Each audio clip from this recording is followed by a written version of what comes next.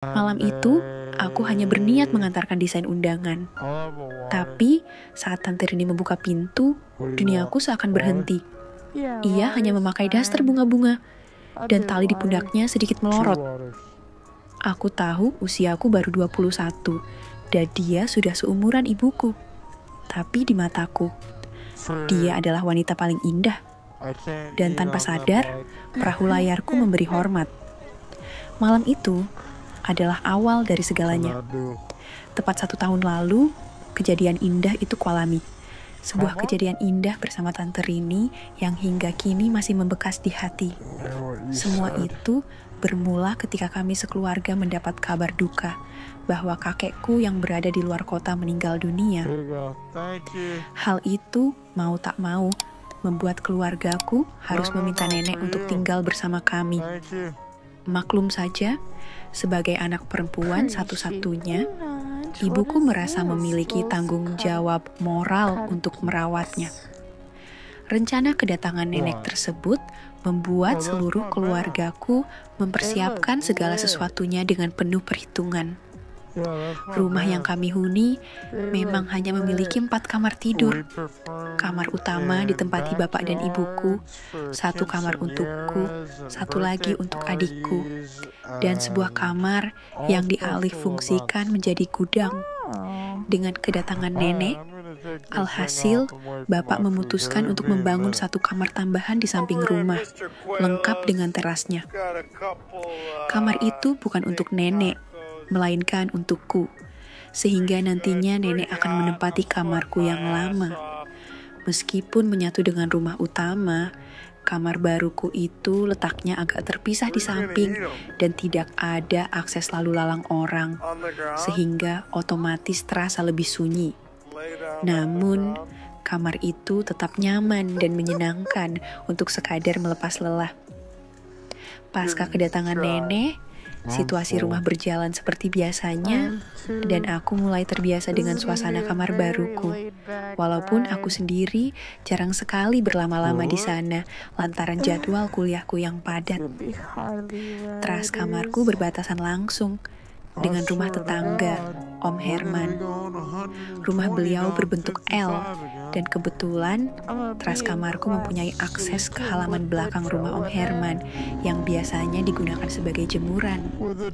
Dari teras tersebut, aku bisa memantau dengan jelas kamar tetanggaku itu.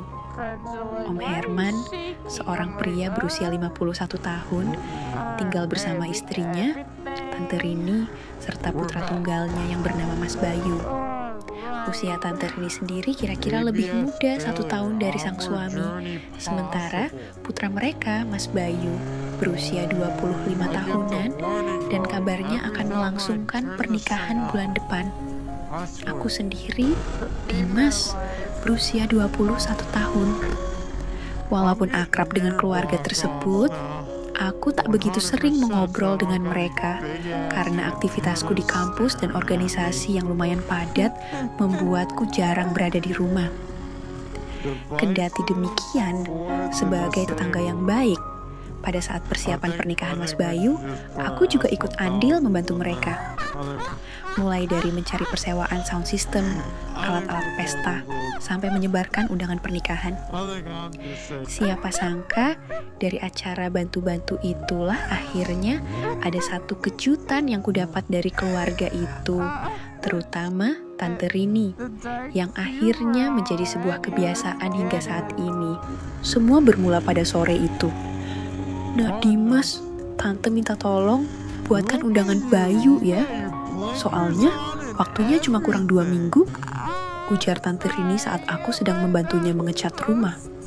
Baik Tante, nanti malam Dimas desainkan undangannya. Ya, jawabku yang direspons dengan anggukan dan senyuman. Begitulah keakrabanku dengan keluarga tersebut. Meskipun jarang mengobrol, mereka selalu ramah pada keluargaku. Sekitar pukul 7:30 malam, aku mulai mendesain undangan Mas Bayu. Kira-kira setengah jam kemudian, setelah undangan itu selesai, aku beranjak menuju pintu belakang rumah Om Herman untuk menanyakan nama lengkap calon istri putranya. Sesampainya di sana, aku lantas mengetuk pintu.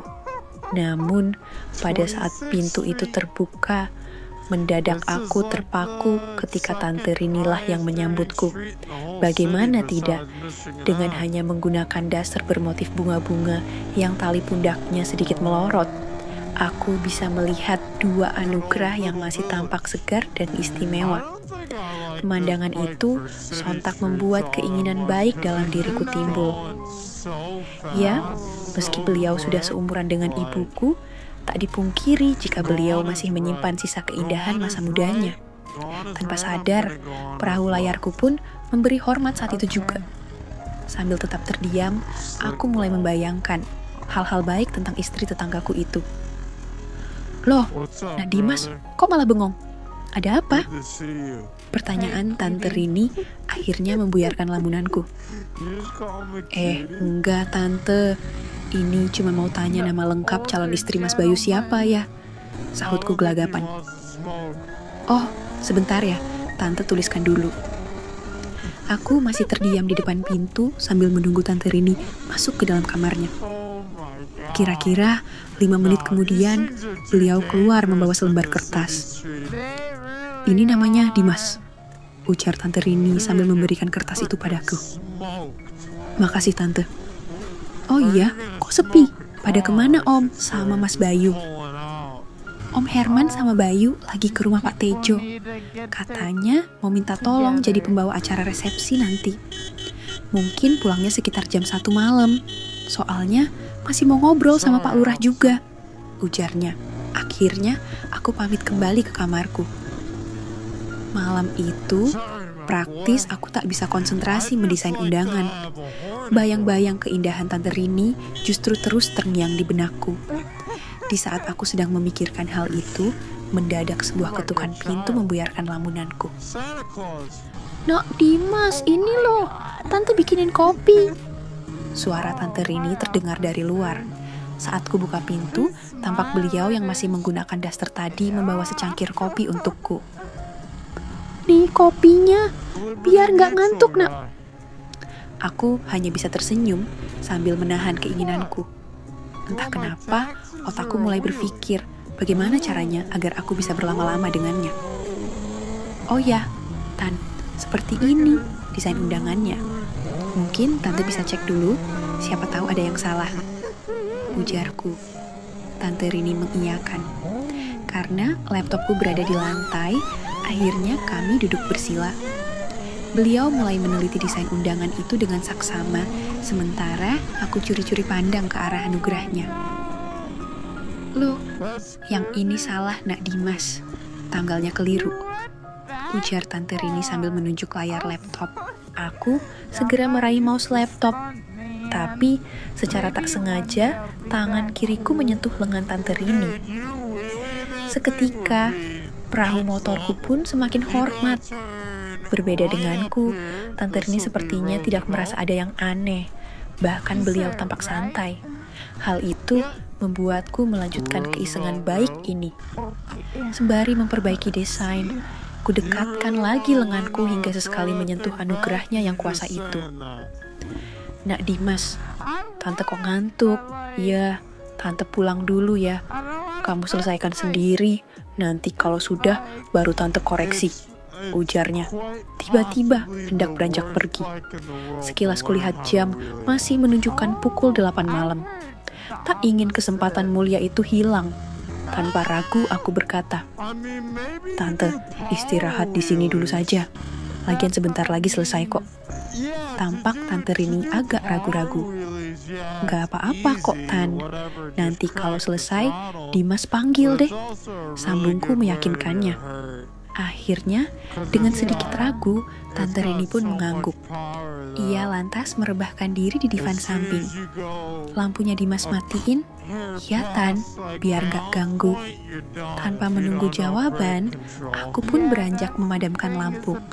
Setelah itu, aku kembali ke depan laptop dan berpura-pura menyelesaikan desain.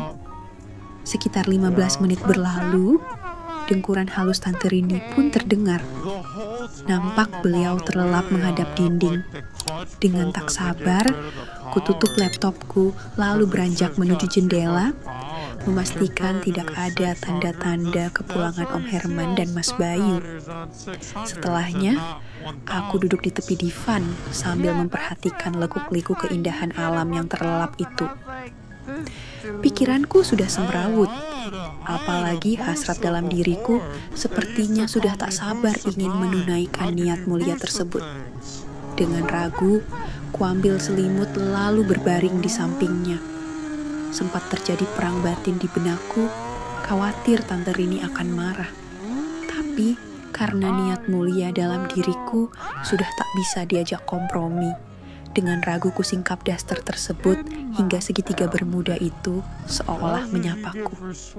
Aku menunggu beberapa saat hingga situasi benar-benar kondusif, lalu menyiapkan perahu layar itu.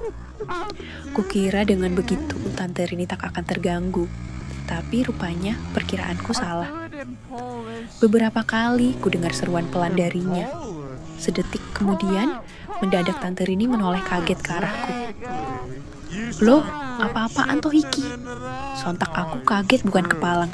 Aku tak bisa berkata-kata, antara takut, cemas, sambil menahan keinginan itu. Dengan hanya disinari cahaya remang dari jendela, raut wajah Tante Rini tak jelas. Apakah dia marah atau sebaliknya? "Maaf Tante, Dimas tadi enggak." Aku tak bisa melanjutkan kata-kataku. "Kamu sudah pernah ya Dimas?" Tanyanya memecah keheningan. Sontak aku terheran, apalagi nada suaranya seperti tidak menunjukkan amarah. Belum Tan." "Tapi kenapa harus Tante toh? Tante ini wis tua loh, gak cantik lagi." "Enggak kok Tan, Tante masih cantik, malah Dimas justru," ujarku, hampir saja keceplosan. "Dimas beneran gelem karo Tante?" tanya Tante Rini, seolah memberi lampu hijau. Aku masih diam, tak menjawab, karena bisa saja beliau hanya menguji imanku. Tapi rupanya tidak. Tiba-tiba, beliau merapatkan barisan, lalu serta-merta mengambil perahu layar itu. Aku kaget bukan kepalang. Tanpa pikir panjang, sebuah sambutan hangat kuaturkan. Lambat laun, beliau pun menyambut niat mulia tersebut dengan menyiapkan sajian-sajian terbaiknya. Tentu saja, aku semakin antusias. Entah berapa kali Tante Rini memanggil namaku, tapi tak kugubris. Bagiku saat itu, yang terpenting masalahku selesai dengan tepat. 5 menit berlalu, setelah laju angin kembali normal, kami masih sama-sama terdiam tanpa kata. Kulihat jam sudah menunjukkan pukul 10 malam. Tiba-tiba, Tante Rini memulai obrolan. "Sudah malam, Nak Dimas. Tante pulang dulu, ya?" Aku hanya menjawab dengan senyuman. Setelah memastikan Om Herman dan Mas Bayu belum pulang, Tante Rini melangkah pergi. Tapi baru beberapa langkah, aku teringat sesuatu. "Tante, ini lupa," kataku dari depan pintu. Tante Rini menoleh dan tersenyum saat aku berlari, sambil membawa gelas kopi yang sempat ia buatkan. Sebelum beliau berbalik, kusempatkan diri mencuri sebuah sambutan untuk yang terakhir kali. Tante Rini pun tersenyum. "Weh, mulai nakal, ya?" Kira-kira seperti itulah pengalaman yang pernah kulalui 1 tahun silam. Sejak itu, setiap ada kesempatan, baik aku maupun Tante Rini seringkali saling bertandang saat ada permasalahan. Pernah suatu sore sepulang kuliah, aku tak sengaja melihat Tante Rini melintas menuju kamar mandi. Buru-buru aku berlari masuk rumahnya, lalu mengikutinya. Meski saat itu ku tahu ada Om Herman sedang menonton TV, keinginan itu tak membuatku mengurungkan niat. Kisahku dengan Tante Rini pun terus berlanjut hingga 2 tahun lamanya, sampai aku lulus kuliah dan akhirnya diterima kerja di luar kota. Sejak itulah kami jarang bertemu, dan lambat laun kami saling melupakan. Kami sama-sama menyadari jika kebaikan itu hanyalah sebuah kebutuhan semata. Dan demi kebaikan bersama, kami pun mengakhiri semuanya. Kisahku dengan Tante Rini telah berakhir. Sebuah rahasia yang kami simpan rapat. sebuah kenangan indah yang membekas di hati. Cerita ini mungkin mengingatkan kita bahwa terkadang hasrat dan kenyamanan bisa datang di waktu dan tempat yang tak pernah kita duga. Dan seperti yang kami sadari di akhir cerita, ada hal-hal yang mungkin dimulai sebagai kebutuhan semata, dan demi kebaikan bersama harus ada waktu untuk berhenti dan saling melupakan. Bagaimana menurutmu? Apakah kamu punya pengalaman rahasia yang tak terlupakan seperti aku? Coba bagikan pandanganmu di kolom komentar. Jangan lupa tekan like jika kamu menikmati kisah ini dan subscribe channel ini agar kamu tidak ketinggalan kisah-kisah panas dan membekas lainnya. Terima kasih sudah mendengarkan. Sampai jumpa di cerita berikutnya.